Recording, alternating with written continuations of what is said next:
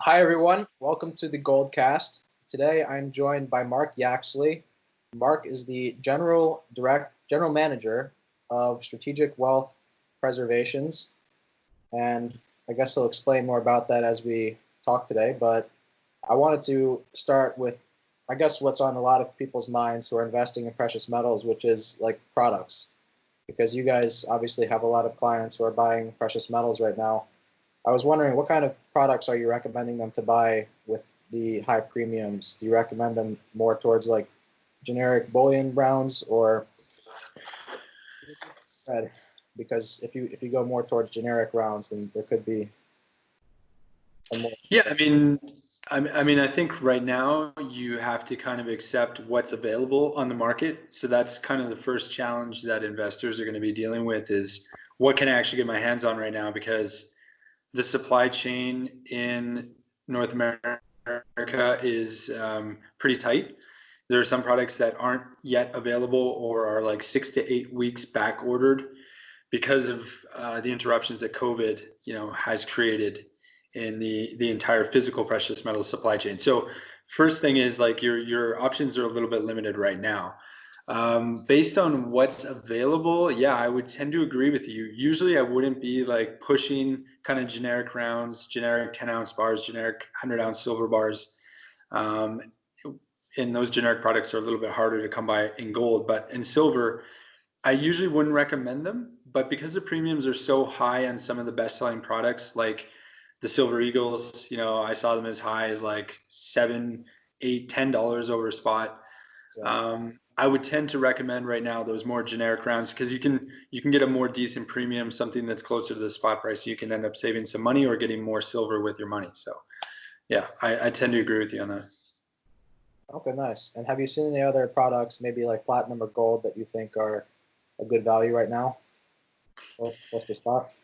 Yeah, I mean, the most important thing to remember is the market that we find ourselves in right now. So the spot price and the premiums that you're paying are really secondary to the more core message is like if we truly are in a financial crisis, which Yeah. personally I believe we are, that we've just started, we're probably less than 6 months into, the crisis of this decade. Um, the important thing is you own some precious metals. If you don't own any precious metals at all, chances are you're standing to lose anywhere between 30-40% of your net worth, especially if it's invested heavily into equities. Now, so far the stock markets are holding their own, but there's a lot of money being pumped into the system to keep stock prices relatively high.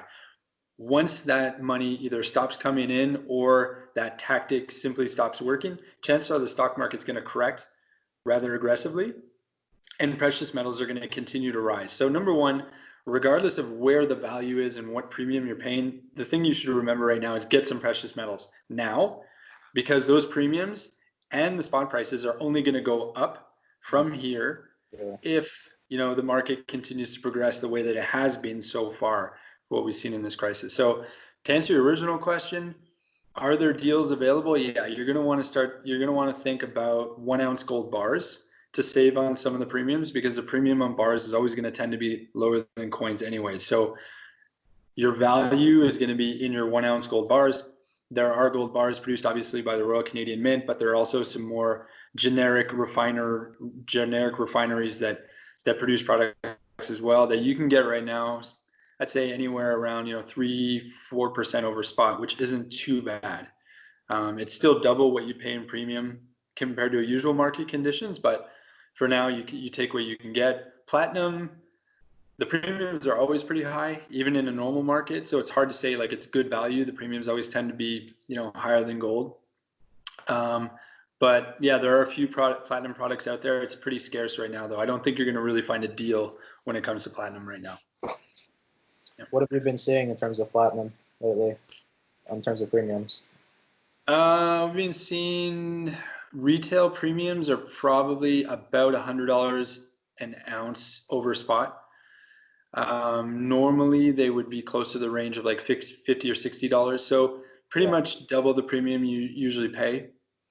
So, you got to decide, is the price of platinum going to continue appreciating in this market enough to justify that additional premium. In my mind, platinum, palladium, and rhodium are going to struggle in this market because they're industrial metals. So a lot of their actual use is in our industrial applications, and industrial applications or industrial use is down right now because the global economy is struggling. So gold is a little bit of a safer bet in this market right now that we have. But if the global economy does pick up, and whether it be 2 years, whether it be 5 years, then you're going to start to see the price of platinum, palladium, rhodium, and silver should get some legs under it because they're all industrial metals. Yeah. That's a great point. And I guess we recently saw that actually silver went up a little bit. And like you said, it is also an industrial metal. Do you think that's because certain industries are getting back in business, or do you think that was more because of speculation? Yeah, I think, yeah, man, silver, I mean, look, it's long overdue. It's, people have been waiting on silver for the last 5 years to do anything. It's been stuck in this range of $15 to $18 forever, it seems. And it even dropped below that not too long ago. So we saw in the last 30 days, the price of silver come back over $17 an ounce. It was a nice increase. It was like a 10-15% jump for silver from under $15 an ounce. I think finally what happened is you started to see some of the speculation that the physical demand for silver really caught up and is, helping give that price some legs. I'm still disappointed that it's not higher because in the last financial crisis, 2008 to 2011, the price of silver went up like 400%. So everyone is expecting for that same thing to repeat itself. It hasn't materialized yet. I don't think that we're nearly done. I think silver will challenge $20 an ounce probably this year because investment demand is still very strong for silver right now. That being said, the industrial side of things is weighing down on the price. I don't have the exact figures because I don't follow industrial consumption of silver closely, but based on everything I know about the economy right now and the numbers that I'm seeing just in terms of earnings reports and the general feeling and sentiment in the market is that industrial demand has to be down. There's no way it's up in this market. So I think that's definitely weighing on the price, but yeah, we're all a little bit disappointed to see that silver hasn't reacted better than it has so far.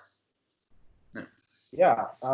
One theory that I've heard on the internet that I'm not endorsing, I would just pose it to you, is that sometimes silver has a lag behind gold when the price increases. Do you subscribe to that, or do you think that's not the case?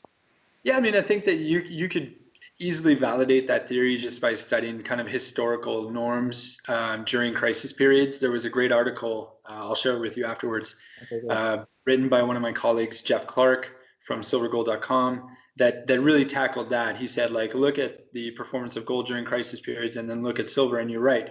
There tends to be a lag time between gold and silver.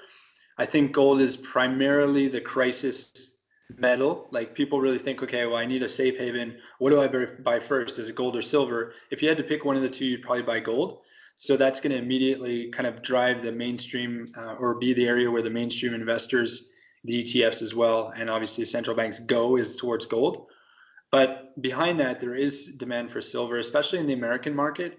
Silver is not as highly in demand in Europe and Asia as it is relatively in the US investor market because silver is subject to sales tax in a lot of places, a lot of parts of the world. When I was living in Germany, it was 19% sales tax on silver. So wow. Very few people bought silver. Yeah, I know you wouldn't do it, right? Some people still do. But yeah, so that the North American market is buying a lot of silver. So yeah, that's, like I said earlier, driving up the price, but it is lagging behind the gold price. It did happen in 2008 that way as well. Gold was up about 140% during that crisis, and and silver was up over 400%. So it did lag, but then it really skyrocketed. And thing to remember is silver is a really, really small market. I know gold bugs and people like myself and yourself, we enjoy precious metals. So we think of silver as like it's a really big deal. And there must be a lot of it in the world. The truth is it's a tiny market relative to gold and then relative to every other economic instrument that you can list basically. It's so it doesn't take a lot to move the price. So if we continue to see the strong investor demand, my expectation is, like I said, it's probably going to challenge $20 some point in the near future. That's a great point because especially I know with gold, the futures markets drive the fiat price a lot of the times, and with silver, from what I've seen, the futures markets are very small. compared to gold. That's true. Yeah. So, what do you think? I guess on that same subject, what do you think? What do you make of the silver to gold ratio, and how do you think people should look at that when they're deciding what ratio of gold or silver they should be owning? Yeah, the silver to gold ratio is a really tough one because it's, I've been trading and selling precious metals for a long time, and obviously it's something I've talked about quite a bit. A lot of my clients follow it closely and they bring it up in conversations, and so it has relevance, and I'm not saying to ignore it completely, but I often hear people say, well, once upon a time the ratio was 15 to 1, and the historic mean is like 50 to 1, 45 to 1. That's fine, but how relevant is that? Are those historical means to today's market, today's economy, and everything that we're living through now, which is like unprecedented in some ways, or definitely in our generations. So I challenge those who put too much emphasis on it, because you want to say, like, how important is that information to me right now? The markets don't really care what the gold to silver ratio are or were once upon a time. What they care about is the current supply and demand for those precious metals based on industrial and investment demand. That's it. So I don't personally, my opinion, I don't put a lot of faith in it when I'm buying. My buying strategy is very simple. I allocate a certain amount of money per month that I have to put into precious metals, and I try to create a balanced portfolio. So right now it's I think today it's somewhere around 55% gold, 45% silver, and the rest is in platinum group metals. So if I think silver is undervalued at a certain point in time, like when silver was under $14 an ounce, it was as low as 12 bucks an ounce within the last year, I think. I was loading up. I didn't look at the gold silver ratio. I just said, well, silver is really cheap relative to prices I've seen in silver before. But I guess those numbers tie together. But yeah, that's just my personal point of view. I'm not saying to ignore it, but don't put too much faith in it, because the rules that applied, 20 years ago, 10 years ago may not apply again today. Great points. Let's go back to gold price a little bit. I read one of your articles recently. I believe you said that the euro price for gold per ounce reached an all-time high. Can you explain the significance of that and what that means for gold?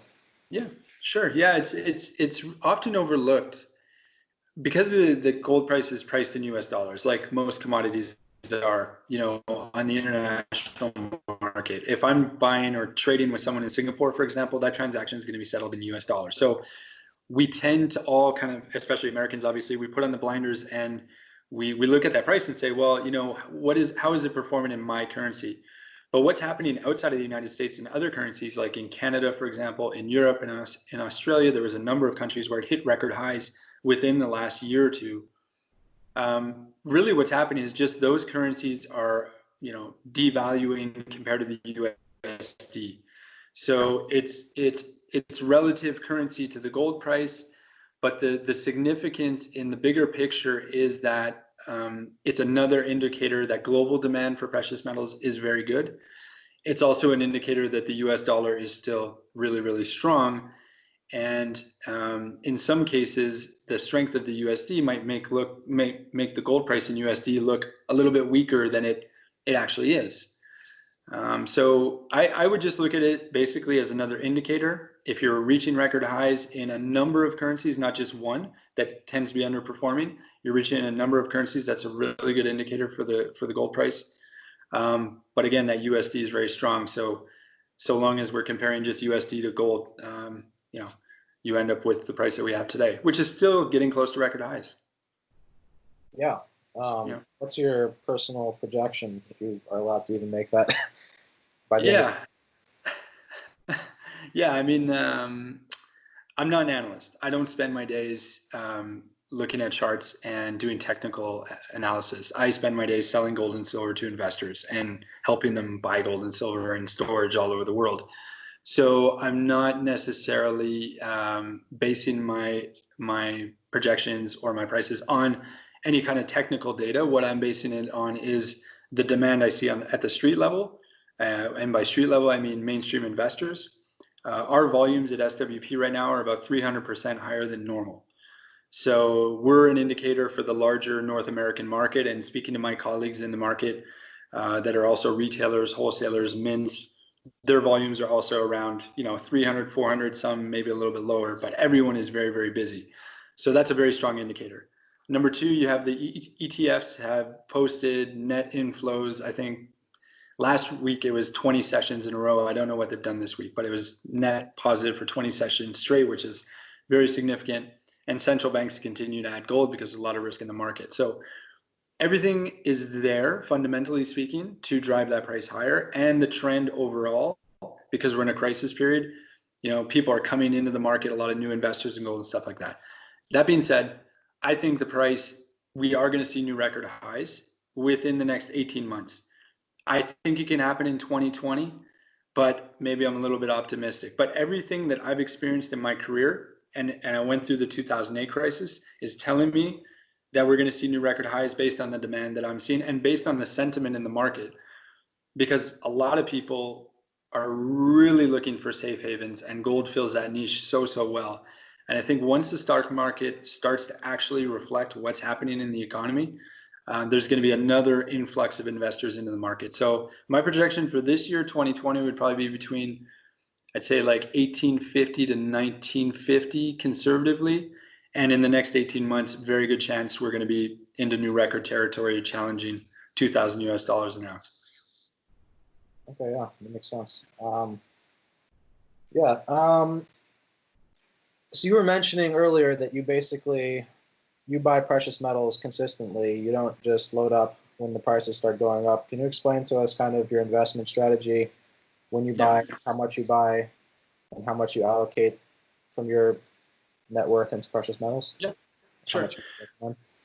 Yeah, first rule of thumb for any investment is try to do it before the price is really moving up. Now, it's good to buy into an up market because you've identified a trend and you say, oh, I can buy into a positive trend and there's a chance you're going to make a return. But gold dealers like myself and my industry colleagues, we were also in business in 2013, 14, 15, 16, 17, when the market was relatively quiet and investors really weren't paying attention to gold and the price was like 1,000, 1,100, 1,200.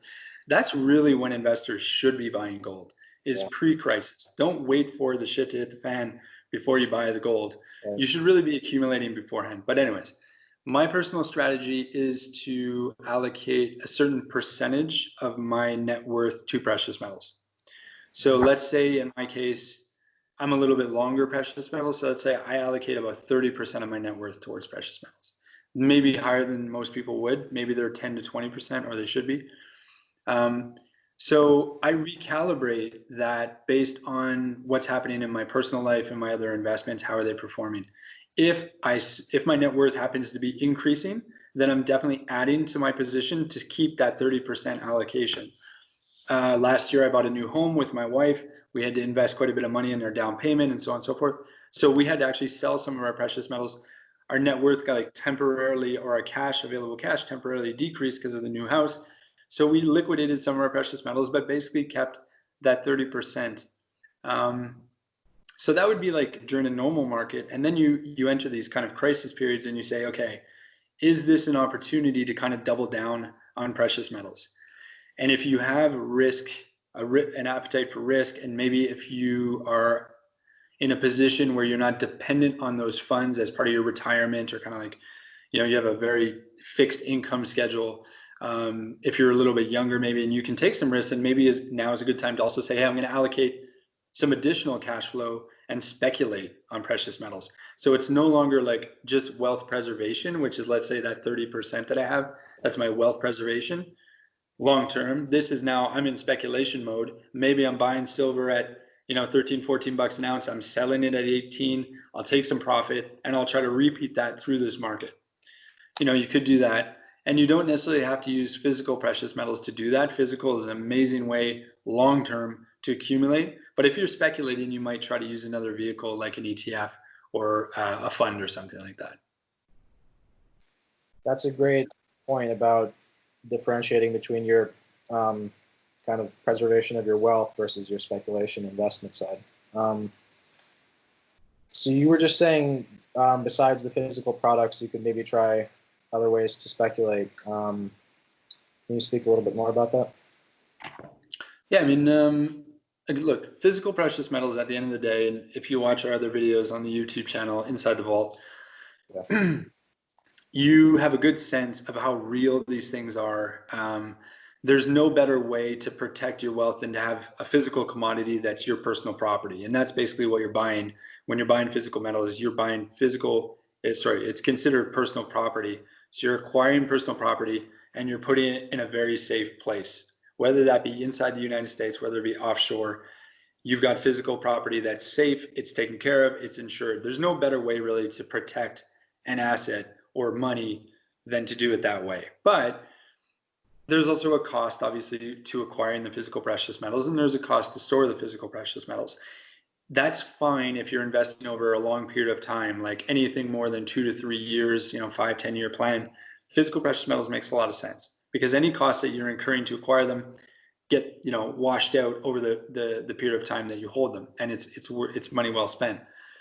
But when you're trying to make a profit in 30 days, speculating on the silver price, paying a $4 premium for a 1 ounce round, and then trying to sell it at spot, you're not going to make any money. So I would recommend in that case, you probably look either at an ETF, an electronically traded fund, or even like a fund that you're like a mutual fund, like a precious metals mutual fund, which might be a mix of mining stocks, physical, paper gold. There's a lot of things that exist out there that allow you to speculate. Just make sure that you pick wisely, because personally, I tried speculating on an oil ETF recently. A lot of people did. The oil price was crashing. I'm like, I'm going to load up on oil, and I picked 2 ETFs, one in the U.S., one in Canada, and both have gone through just horrendous management problems over the last 30 days. One of them actually closed. So they just sent me my money back basically. And so things like that actually do happen in the paper market, in the ETF market. Funds are mismanaged, things go awfully wrong. They close them down. Whereas that can't happen on the physical side. Your physical is a physical thing that exists in the world, and nobody can do anything with it without your permission. So just pick your alternatives wisely, I guess, is my advice. Yeah, that's good advice. Okay. At what point would you generally recommend, let's say, you had a client, small scale investor, not like an institutional investor, at what point would you recommend them to look beyond, let's say, holding the precious metals or storing it in their house or garage or basement or wherever, in a safe in their house or safety deposit box in their bank? What point would you say they should consider like a vaulting option? It's I guess it's a little bit relative to how safe you feel in your own home. Obviously some people live in these palaces, very fortified properties, and they can afford a very large safe, that they could probably tolerate a little bit more risk than someone who might be living in an apartment building or a neighborhood that's experienced crime. So obviously you want to think through some of these basic things, which you probably would have done by the time you bring this stuff home anyways. But generally, as a general rule, my threshold and my personal comfort level as well for my family would probably be about $10,000. Because it's not so much that I feel like I'm going to get robbed. It's just that if something does happen to go wrong and someone breaks into my house, which has happened in my life before, and they get my $10,000 worth of silver or gold, whatever I'm storing at home, chances are my insurance isn't going to cover that, because it's really hard to take out personal insurance, homeowners insurance for precious metals. So you're looking at a straight loss. It's not like, oh, they broke in, they stole it, and I got my money back. It's like, oh, they broke in, stole it, and it's zero, like I have nothing.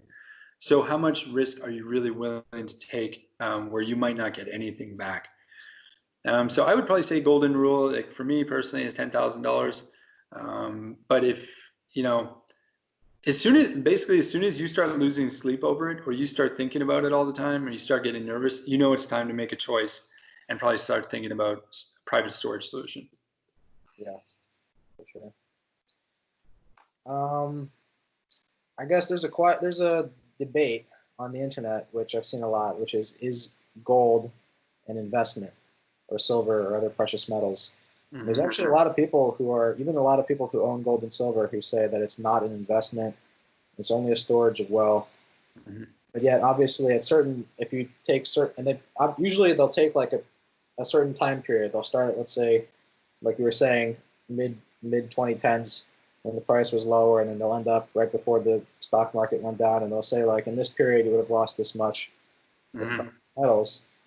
But what do you think about that? Because there's obviously some periods where if you purchase precious metals, for instance, in the year 2000, and then you held them until now, you'd have more than if you invest in the stock market. Yeah. Yeah, no, I've heard the argument. And, the first thing I'll say is that I personally, I would never position gold versus stock market. It's not one or the other. You should own both. You should own stocks and you should own precious metals. There's a time to be longer in one. There's a time to be longer in another. There's times where each market is undervalued and you should be buying. Yeah.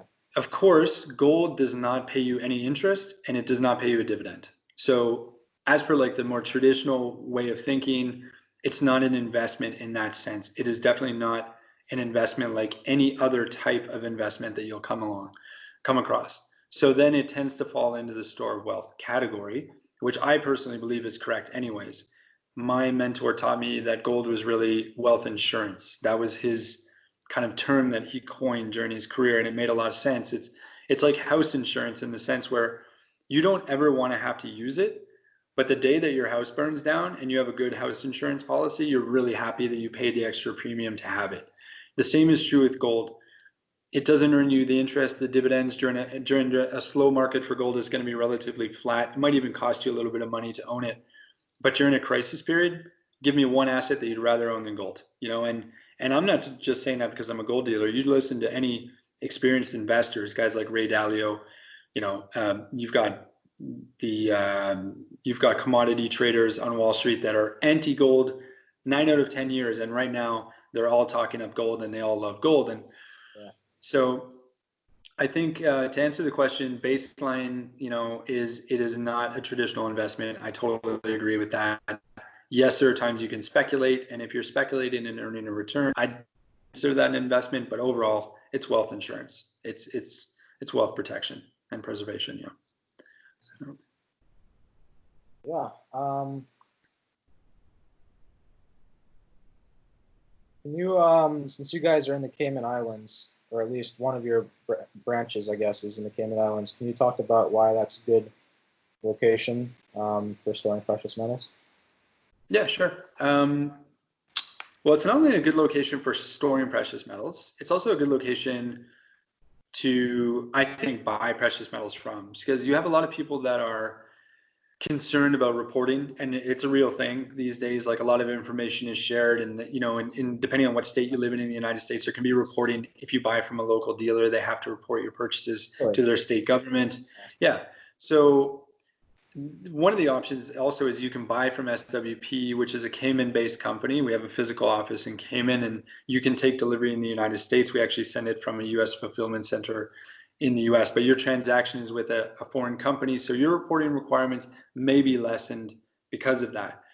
In terms of storage, Cayman is very close to the U.S. I mean, if you go to our website, you'll hear all the arguments why, but basically we're very close to the U.S., like a 3-hour flight from New York, 1-hour flight from Florida, 1.5 hours from Texas. You can come visit the island, you can come visit the facility, you can visit your precious metals. Also, there's no import tariff on precious metals into Cayman, no export tariff if you're bringing it back into the U.S. It's an English-speaking country, and they trade in U.S. dollars as well, or they exchange in U.S. dollars as well. So it's a lot like being in South Florida, only you're in a completely different jurisdiction. So the laws and regulations of the Cayman Islands govern the businesses there. And as an American or a Canadian, you might benefit from some of the privacy that comes along with those laws and regulations in the Cayman Islands versus the state that you happen to live in. Yeah, that makes a lot of sense. Is there anything else about your company that you would like to share with our listeners? No, I mean, not specific to SWP. SWP is a good option. We built it for precious metals investors in mind. I've been doing it for a long time. We understand the business quite well. We understand what our clients need, so I think you'd be completely satisfied if you chose SWP as your dealer. But my message to your listeners, you said at the beginning when we were chatting that Some of them might be just starting out in precious metals. The most important thing to remember is to start. I hear people all the time say, "Oh, I should have bought gold when it was $1,200. I think the price is too high," or the same with silver. I should have bought it when it was $8 an ounce. The truth is, it's probably not going back to those prices. So the best thing you can do for yourself and your wealth, and especially if you're a young person like yourself, just get started now and start accumulating. You can manipulate. You can really maximize the potential of your precious metals in your overall investment portfolio later in life. You've got a lot of time. Most importantly, just get started, start accumulating now. And once you have a significant amount, like I do, for example, you can, work to your 30% of your net worth is going to go to precious metals, and start setting, goals and objectives for yourself and things like that. But most importantly, just get started, because I think a lot of people miss out on the opportunity thinking that investing in gold and silver is complicated, and it's really not. It's actually one of the most simple things you'll ever do in your life. How many people, individual investors, do you have any idea what percentage of them actually do end up investing in precious metals? Yeah, it's a really low number. I'm going to give you the number that I've heard over my career is somewhere around 3% of the general population. Yeah, I know it's shockingly low. There's a lot of reasons why it's that low. We probably don't have to get into today, but I heard about 3%.